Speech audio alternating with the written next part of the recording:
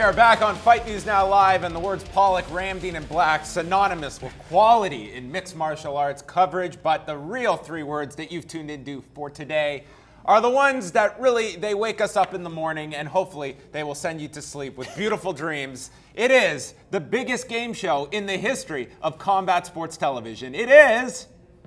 Wheel of Fighting! So much enthusiasm. Thank you. Our viewership is up to 12, and we are going to spin that wheel as we try to increase it to 20 this week. Let's spin the wheel. Always on the edge of our seats. Whatever what topic comes will up. it land on? What will we discuss? I see Lyoto Machida. Should non-defenders be stripped? I assume they mean champions and not just offenders or defenders in the world of criminality. Let us talk first about Cain Velasquez. He is maybe the most pertinent to this entire discussion. It's been over a year and a half since this guy defended his heavyweight championship.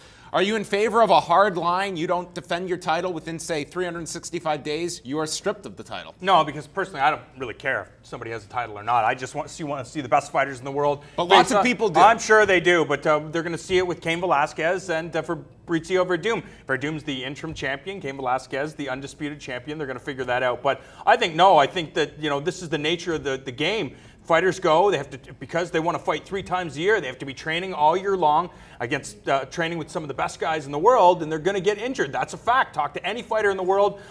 Josh Thompson, former Strikeforce champion, says the top level professionals never go into a fight 100%, and that's just the reality. I think the answer for me is no, unless it's Ronda Rousey, in which case, stripper. Wow. Let's continue to spin the wheel.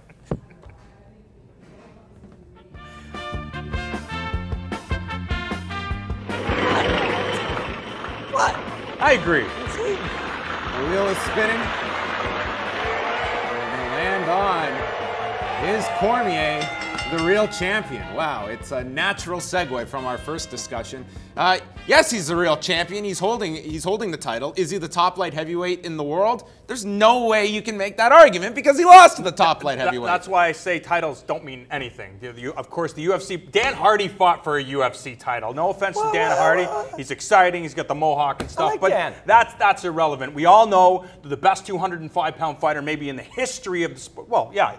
The best 205-pound fighter in the history of mixed martial arts is Jon Jones. Because he's not in the UFC, that makes Daniel Cormier the champion. Is he the real champion? We'll see when Jon Jones comes back. Yeah, there is no real champion to fight at the moment. Jon Jones has gone indefinitely, and the division goes on. And in that case, I had no problem with their decision to take the title off of Jon Jones.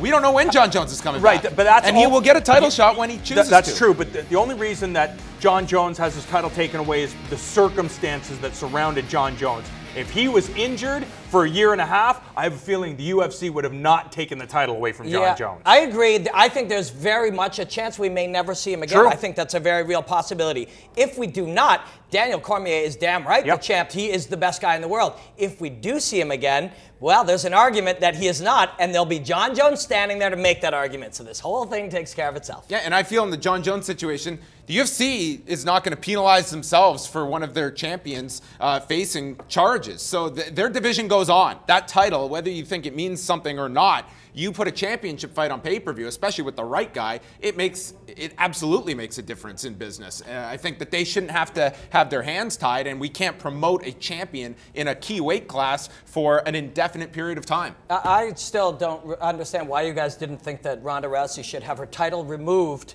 if she lost just because she's famous. I mean, I think you should strip her of that title. That's exactly what I meant. All right. He is Robin Black, folks. John Ramdeen. I am John Pollock, and you can catch us every single Wednesday night, 7 p.m. Eastern Time for Fight News Now. It's always a great time, and sometimes Corey Erdman even joins us. It's Fight News Now every Wednesday on Fight Network.